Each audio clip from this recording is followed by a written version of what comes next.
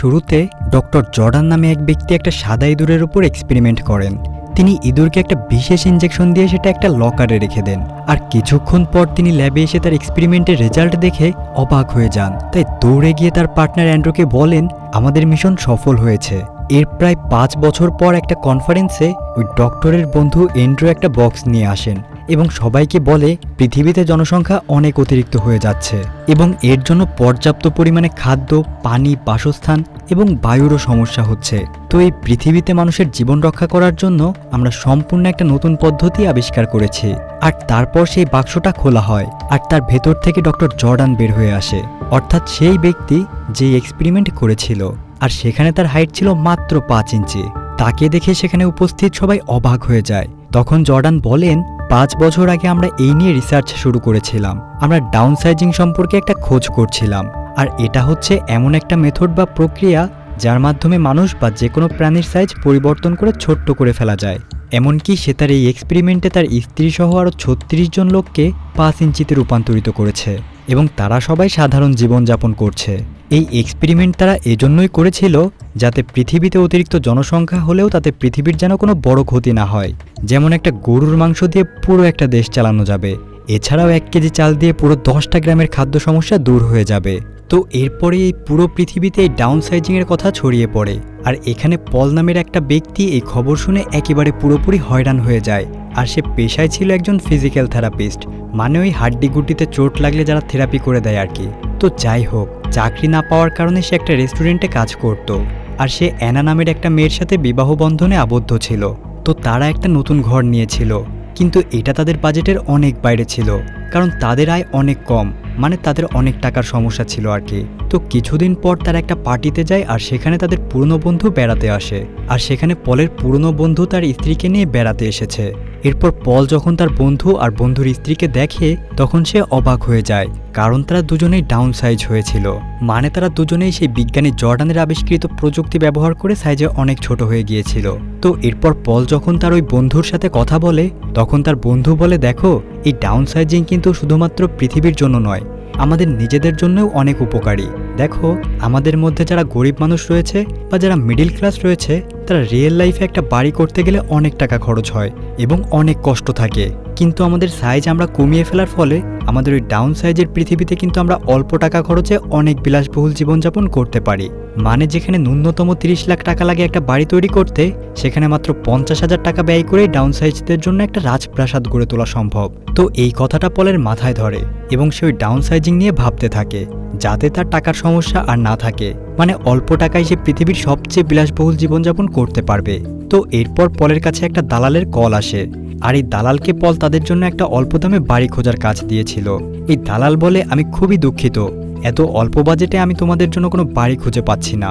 তো পল এ কথা শুনে আরও হতাশ হয়ে যায় এবং সে তার স্ত্রীকে বলে, চলো আমরা ডাউন সাইজ হয়ে যাই। তার স্ত্রী তার কথা মেনেও নেয়, আর তারপর তারা সেই জায়গাতে যায় যেখানে ডাউন সাইজিংয়ের লোকেরা থাকতো, মানে ওই ছোট্ট সাইজ যারা হয়েছে তাদের দেশের লোকেরা এখানে আলাদাভাবে থাকতো।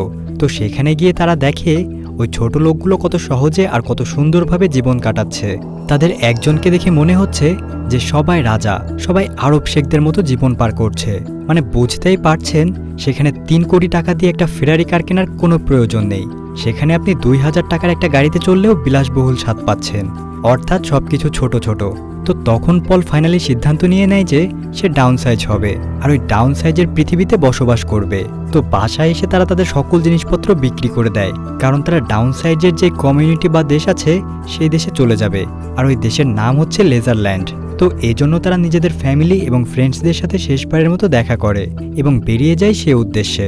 তো এরপর ডাউন সাইজ হবার জন্য তারা লেজারল্যান্ডের হাসপাতালে চলে যায়, আর এখানে আসার পর তাদের দুজনকে আলাদা আলাদা অপারেশন থিয়েটারে রাখা হয়। তখন তারা দুজনে ভয় পেয়ে গিয়েছিল এবং অনেক ঘাবড়ে গিয়েছিল। এরপর দেখতে দেখতে পল ডাউন সাইজিংয়ের ফাইনাল স্টেজে চলে আসে, আর এভাবে 5 ঘন্টা কেটে যাওয়ার পর পল যখন চোখ খুলে তখন সে দেখে সে ডাউন সাইজিং হসপিটালে শুয়ে রয়েছে। আর তারপর একটা নার্স যখন তার কাছে আসে খাবার দিতে তখন সে তার স্ত্রীর কথা জিজ্ঞাসা করে, আর তারপর ওই নার্স পলের স্ত্রীকে খুঁজতে চলে যায়। আর এদিকে পল অনেক চিন্তিত ছিল।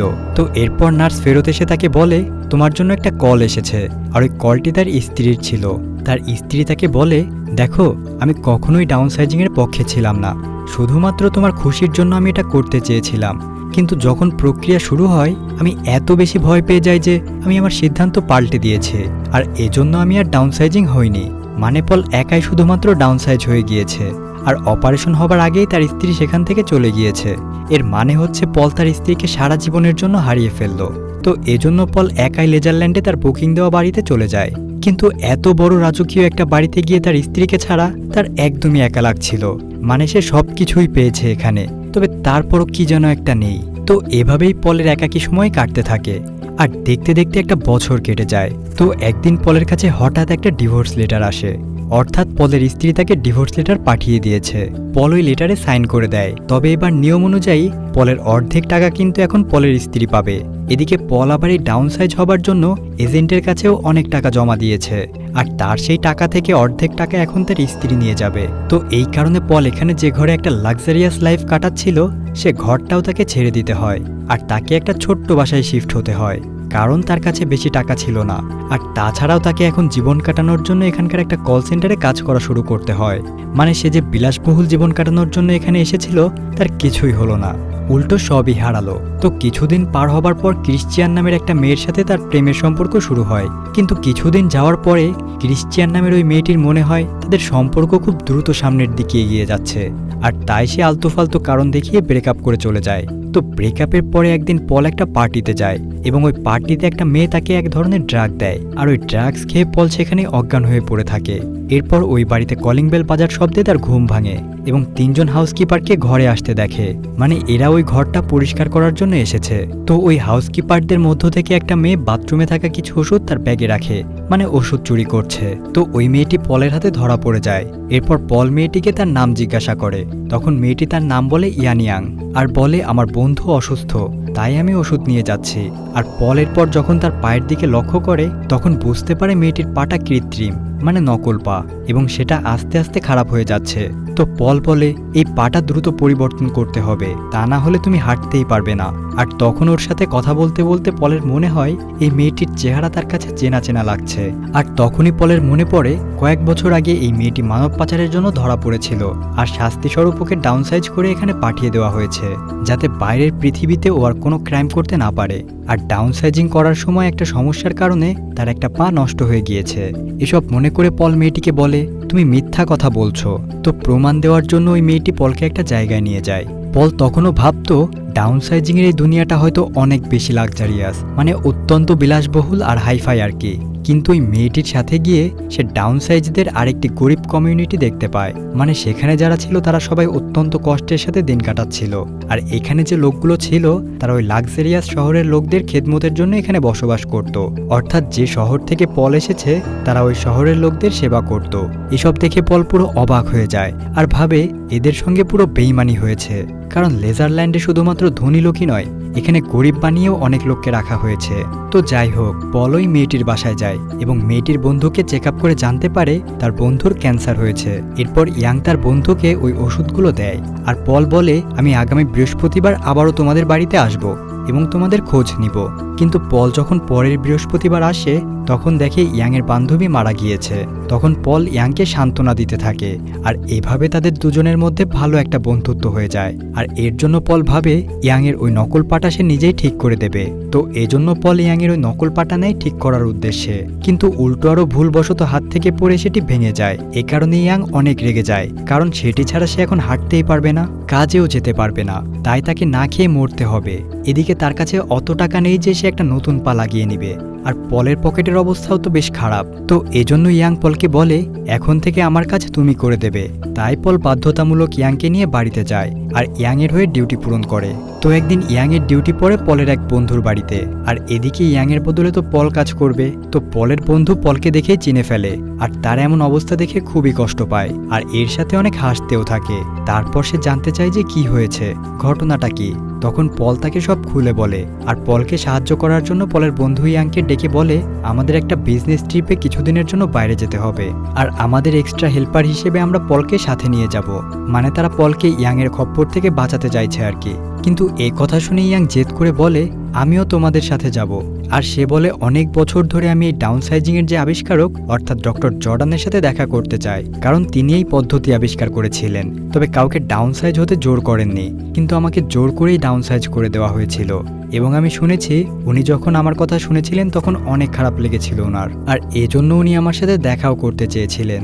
কিন্তু আজ পর্যন্ত ওনার সাথে আমার দেখা করার সুযোগ হয়নি, উল্টো এই লেজারল্যান্ডে সবচেয়ে খারাপ জায়গায় আমাকে পাঠিয়ে দেওয়া হয়েছে। আর এই কথা বলে ইয়াং অনেক কান্না করা শুরু করে, আর তাই কেউ নিষেধও করতে পারে না। তো পরের দিন তারা সবাই বিজনেস ট্রিপে যাওয়ার জন্য একটা নৌকায় বেরিয়ে পড়ে। তবে মাঝপথে সেই ডক্টর জর্ডান আর তার ওয়াইফ তাদের নৌকায় চলে আসে, আর সকাল হবার পর ইয়াং এর সাথে তাদের দেখা হয়। আর তারা বলে যে আগামী 100 বছরে জনসংখ্যা আর গ্লোবাল ওয়ার্মিং এত বেড়ে যাবে যে পুরো মানুষ প্রজাতির ধ্বংস হয়ে যাবে, আর এই কারণেই জর্ডান এই ডাউনসাইজিং এর এক্সপেরিমেন্ট শুরু করেছে। কিন্তু এখনো পর্যন্ত পৃথিবীতে মাত্র 3% মানুষ নিজেদেরকে ডাউনসাইজিং করেছে, যার কারণে এটা মানবজাতির জন্য কোনো উপকারেই আসেনি। উল্টো গোটা মানবজাতি এখন 2 ভাগে বিভক্ত হয়ে গিয়েছে, সাধারণ মানুষ আর একটা হচ্ছে ডাউনসাইজিং এর মানুষ। তো এরপর তারা যখন তাদের গন্তব্যে পৌঁছায় তখন সবার আগে তারা একটা ডাউনসাইজিং কলোনির সাথে দেখা করে। মানে বিশ্বের সব জায়গাতেই ডাউনসাইজিংদের জন্য আলাদা আলাদা কলোনি বা দেশ ছিল। তো যাই হোক, ডক্টর জর্ডান এখানে বলেন গোটা মানবজাতি পৃথিবী থেকে ধ্বংস হয়ে যাবে আর পৃথিবীর ওপরের সব মানুষ মারা পড়বে। তো এজন্যই ডক্টর জর্ডান তার নিজের কমিউনিটি মানে ডাউনসাইজের যে মানুষ রয়েছে তাদের বাঁচানোর জন্য কি করা যায় সেটা নিয়ে অনেক গবেষণা করছে। এর জন্য তিনি একটা পাহাড়ের নিচে মাটির ভেতর অনেক বড় একটা পৃথিবী বানিয়েছেন, আর সেখানে জর্ডান আর তার স্ত্রী সহ ওই 36 জন যাবে। এছাড়াও যাদের ইচ্ছা আছে তারা সেখানে যেতে পারবে, কারণ 100 বছর পর পৃথিবী যখন ধ্বংস হয়ে যাবে তখন পৃথিবীর উপরে আর কোনো প্রাণী থাকবে না। ডক্টর জর্ডানের বানানো ওই আশ্রয় কেন্দ্রে নিশ্চিন্তে জীবিত থাকবে। আর এরপর পৃথিবী যখন 1000 বছর পর আবার নিজে নিজেই ঠিক হয়ে যাবে তখন তারা বাইরে এসে আবার নতুনভাবে জীবন শুরু করবে। আর এভাবেই পৃথিবী ধ্বংস হয়ে গেলেও মানুষের প্রজাতি ধ্বংস হবে না, এবং তারা ওই পৃথিবীর মধ্যে কৃত্রিম সূর্যের আলো, ফ্যাক্টরি, ফার্ম এবং সবকিছুই বানিয়ে রেখেছে। মানে পৃথিবীতে যা আছে ওরকম সেখানেও সবকিছু রয়েছে, মানে পৃথিবীর মতোই জীবন হবে সেখানে। তো এইসব কথা শুনে পল অনেক প্রভাবিত হয়ে যায় এবং সে খুশি হয় এটা ভেবে যে অ্যাটলিস্ট মানবজাতি কোনো না কোনোভাবে তো বাঁচতে পারবে, এবং সে সিদ্ধান্ত নেয় সেও সেখানে যাবে। কিন্তু ইয়াং এবং পলের বন্ধুরা এই আইডিয়াটা পছন্দ করে না। তারা পলকে বোঝায় মানবজাতি ধ্বংস হওয়ার সেই দিন আসতে এখনও অনেক বাকি আছে, তাই ওদের সাথে সেখানে গিয়ে তোমার থাকার কোনো প্রয়োজন নেই, আর ততদিন আমরা হয়তো বাঁচবও না। কিন্তু পল তাদের কথা শোনে না। সে চিন্তা করে মানুষ প্রজাতি বাঁচিয়ে রাখার জন্য যে প্রজেক্ট চলছে এই প্রজেক্টে তার হেল্প করা উচিত। আর এছাড়াও পল এতটাই প্রভাবিত হয়ে গিয়েছিল যে সে তার বন্ধুদের কথা, এমনকি ইয়াং এর সাথে তার যে একটা ভালো সম্পর্ক রয়েছে এগুলো তার মাথায় তখন আসে না। পলের এখন একটাই ইচ্ছে, ডক্টর জর্ডানের সাথে সেই পৃথিবীতে মানুষের অস্তিত্ব বাঁচাতে সহায়তা করবে। তো তাদের প্ল্যান হচ্ছে পরের দিন ওই মাটির নিচে পৃথিবীতে গিয়ে তারা পৃথিবীর সাথে সংযোগের যে দরজাটা রয়েছে সেটা সিল করে দেবে, মানে বোম দিয়ে ব্লাস্ট করে একেবারে ধ্বংস করে দেবে, যাতে বাইরের জগৎ থেকে কোনো মানুষ কিংবা অসুখ বা ভাইরাস কোনো কিছুই তাদের পৃথিবীতে না যেতে পারে। তো যে কমিউনিটি বা গ্রুপটি ওই মাটির নিচে পৃথিবীতে চলে যাবে তারা শেষবারের মতো সূর্যাস্ত দেখছিল এবং তারা সবাই আবেগ আপ্লুত হয়ে পড়ে। আর এখানে ইয়াং এবং পল দুজন দুজনকে অনেক কাছ থেকে দেখে এবং ইয়াং পলকে জিজ্ঞাসা করে আমাদের মধ্যে প্রেমের মতো কি কিছু জন্ম নিয়েছিল। তবে এর উত্তর না দিয়ে পল ইয়াংকে তার সাথে নিয়ে যেতে চায়, কিন্তু ইয়াং না করে দেয়। তো রাতের বেলায় তারা যখন ওই মাটির নিচের পৃথিবীতে চলে যাবে তখন পল মন খারাপ করে সবার সাথে যাচ্ছিল, মানে পল তখনও দোটানার মধ্যে ছিল, অর্থাৎ সে থাকবে নাকি যাবে। পল যতই ভেতরে যাচ্ছিল তার নিজেকে ততই একা মনে হচ্ছিল, কারণ এর আগে একটা অসুখ বা ভালো জীবনের আশায় একবার সে সবকিছু হারিয়েছে, আবারও কি সে হারাতে যাচ্ছে। পল ভাবতে থাকে যে আসল শান্তি মৃত্যু থেকে পালিয়ে নয়, বরং আপনজনদের সাথে ভালোবাসার সাথে অল্প কিছুদিন বেঁচে থেকে। তাই সে সিদ্ধান্ত নেয় যে পৃথিবী ধ্বংস হলেও সে পৃথিবীর সাথেই ধ্বংস হয়ে যাবে। তো এ কথা ভাবতে ভাবতে সে পেছনে ফিরে তাকায় আর দেখে মাটির নিচের পৃথিবীর গেটটা বন্ধ হয়ে যাচ্ছে।